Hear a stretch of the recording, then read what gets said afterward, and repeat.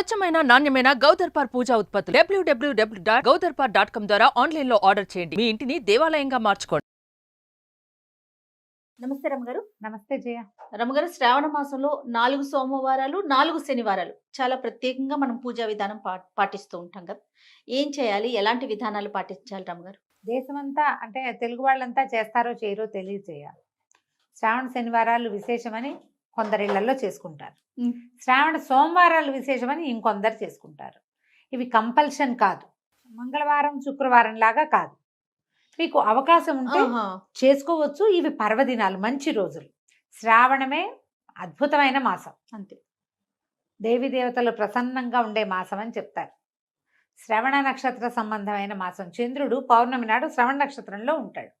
శ్రవణంలో ఉండటం వల్ల శ్రావణం పేరు వచ్చింది. ఈ శ్రవణ నక్షత్రం ఎవరిది? వెంకటేశ్వర స్వామిది. అందుకని ఇక్కడ ప్రత్యేకంగా శనివారాలు చేసుకునే విధానం కనబడుతుంది.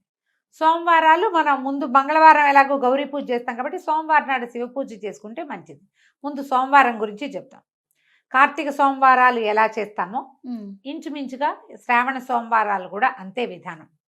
పగలు ఉపవాసం చేయటం, ఒక పొద్దు ఉండటం, చుక్కలు కనిపించాక శివారాధన చేసుకోవటం.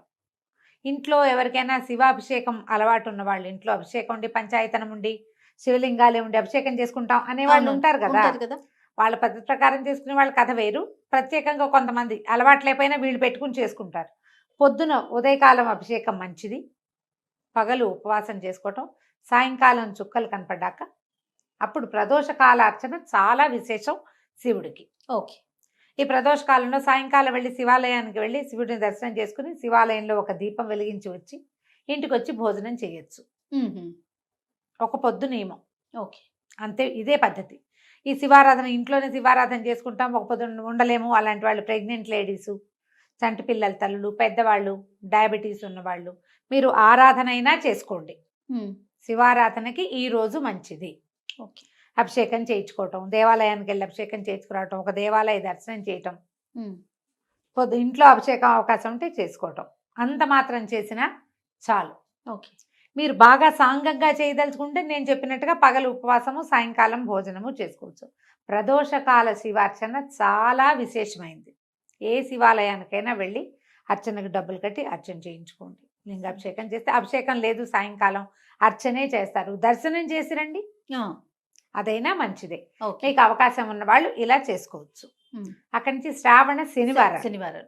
ఈ శనివారం విశేషం ఏంటంటే శుక్రవారం అమ్మవారిని అర్చిస్తాం, శనివారం అయ్యవారిని అర్చిస్తాం. శ్రావణ శనివారాలు మా వైపు అంతా కూడా చలిమిడి దీపారాధన చేస్తారు. ఈ చలిమిడి అంటే పిండి దీపారాధన అంటారు కదా. పిండి అనేది బియ్య పిండితోటో గోధుమ పిండితోటో చేసి చక్కగా దానికి అలంకారం చేసి పువ్వులేసి బొళ్ళని బొట్లు పెట్టి దేవుడికి దీపం పెట్టిన తర్వాత ఆ దీపం ప్రమిదని మీరు ఏం చేస్తారు అనేది ప్రశ్న.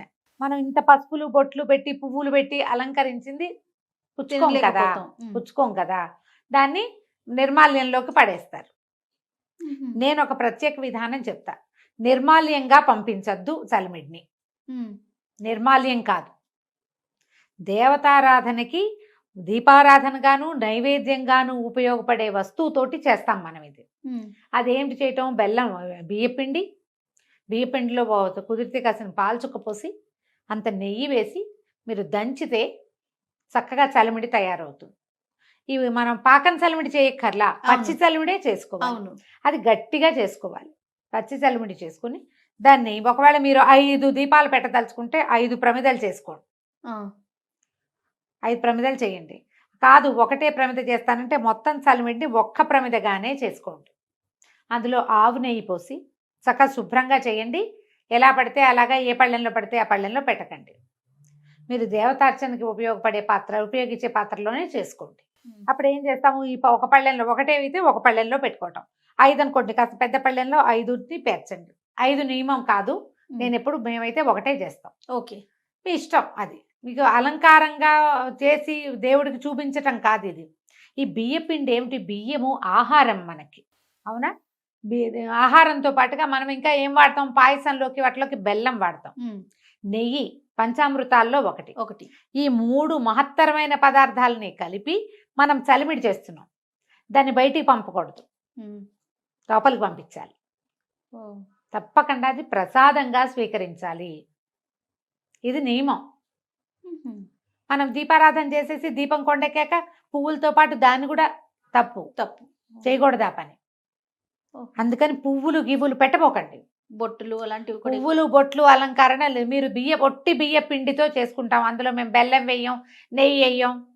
ఊరికే పిండి దీపారాధన అలంకారం చేసి చూపిస్తామంటే మీ ఇష్టం, కానీ అది పద్ధతి అయితే కాదు. మీరైతే ఒక దీపం పెడతారా ఒక దీపం పెడతాం, 5 దీపాలు కూడా పెట్టుకుంటారు. మా ఇళ్లలో కొంతమంది పెడతారు అట్లా. మొత్తం ఇంత చలిమిడి చేస్తే అంత చలిమిడి ఏకంగా ఒకటే ప్రమిద. దాంట్లో ఆవు నెయ్యి పోసి ఒక ఒత్తిని వెలిగించండి. ఒత్తిని చక్కగా తడిపి బాగా నలిపి ఏక ఒత్తి వేస్తే సరిపోతుంది. 2 జ్యోతులు అలా ఏం వేయక్కర్లేదు, ఒకటే వేయచ్చు. మీ ఇంట్లో ఒకవేళ 2 జ్యోతులు ఉండాలని పెద్దవాళ్ళు నియమం కనుక పెడితే 2 జ్యోతులు వేయండి, మీ ఇష్టం, మీ ఇంట్లో అలవాటుని బట్టి. ఒకటి వేస్తే సరిపోతుంది. అఖండం లాంటిది అనమాట ఇది. పెట్టి వెలిగిస్తాం. వెంకటేశ్వర సుప్రభాతం దగ్గర మొదలుపెట్టి సుప్రభాతము, ప్రపత్తి, స్తోత్రము 3 చదువుకోండి.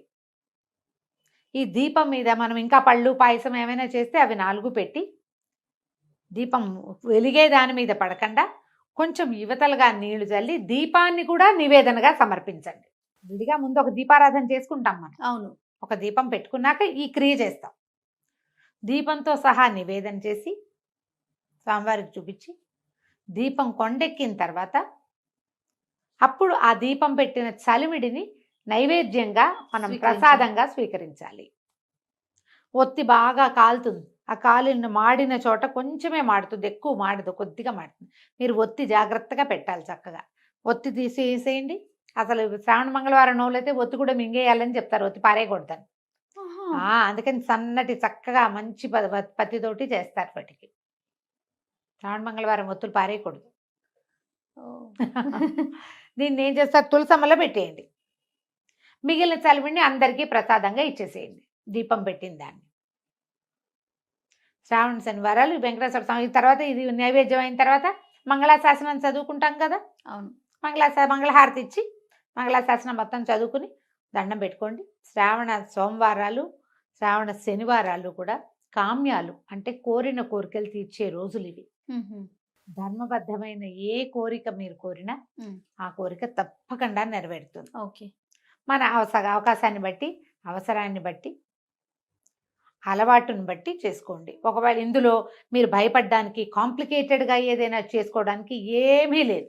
కాంప్లికేటెడ్గా చేసుకోవద్దు దీన్ని. ఓకే. ఉపవాసం ఉంటారా రమ్మగారు? ఇప్పుడు అదే సోమవారం ఏమో పగలు ఉపవాసం, రాత్రి భోజనం చేస్తామా. ఈ వెంకటేశ్వర స్వామికి చేసేది పగలు చక్కగా షడ్రసోపేతంగా భోజనం చేసి రాత్రిపూట ఒక పొద్దు ఉండండి. రాత్రిళ్ళు టిఫిన్ చేసుకోండి, అన్నం తినకండి. సాధారణంగా శనివారాలు మనం అలాగే చేస్తాం. అదే విధానం. శివుడికి చుక్కలు చూశాక తినాలి, విష్ణువుకి చుక్కలు చూశాక తినకూడదు. ఇంతే లెక్క. ఇలా చేసుకోవచ్చు. ఇప్పుడు ఇది ఖచ్చితంగా చేసి తీరవలసింది కాదు. ఒకవేళ చేసినా ఎలాగో ఏమిటోగా చేసేయాలనుకోవద్దు. ఎంత సింపుల్గా వీలైతే అంత సింపుల్గా సోమవారం నాడు శివ సంబంధమైన స్తోత్రాలు చదువుకోండి, శనివారం నాడు విష్ణు సంబంధమైన స్తోత్రాలు, విష్ణు సహస్రనామ పారాయణ అలాంటివి చేసుకోండి. ఉపవాసం ఉండగలిగితే ఉండండి, లేకపోతే లేదు. అభిషేకం చేయగలిగితే చేయండి, లేకపోతే లేదు. దీపం పెట్టగలిగితే పెట్టండి, లేకపోతే లేదు. ఈరోజు శివ సంబంధమైంది, ఈరోజు విష్ణు సంబంధమైంది అని మతి కలిగి ఉండి నమస్కారం చేసుకోండి. అదైనా మంచి ఫలితాన్నే ఇస్తుంది. మనకేం కావాలి చేయాలి లైఫ్కి? అంతే కదా రమ్మగారు. ఏదైనా మన జీవితానికి ఒక స్థిమితం కావాలి ఎవరికైనా. అది ఇంత డబ్బులు వచ్చేవాడికి స్థిమితమే కావాలి, ఇంత వచ్చేవాడికైనా స్థిమితమే కావాలి, ప్రశాంతత అది లభిస్తుంది. అంతే కదా అంతే, అది లభిస్తుంది. మామూలుగా ఈ రోజున వాయనం ఇవ్వచ్చు, ఎవరికైనా ఏదైనా తాంబూలం ఇవ్వచ్చు, ఏమి ఇచ్చుకోదలుచుకుంటే అది ఇచ్చుకోవచ్చు, మీ ఇష్టం. ఈ శ్రావణ శనివారాల్లో ఒక శనివారం శని త్రయోదశి కూడా వస్తుంది. శని త్రయోదశి మీకు విధి విధానాలు ఏమైనా ఉంటే శని త్రయోదశి నాడు చేసేవి దేవాలయానికి వెళ్ళొచ్చు. శనికి సంబంధించినవి ఏమైనా చేసుకోవచ్చు, ఇబ్బంది లేదు. రైట్ రమ్మ గారు, నమస్తే. నమస్తే.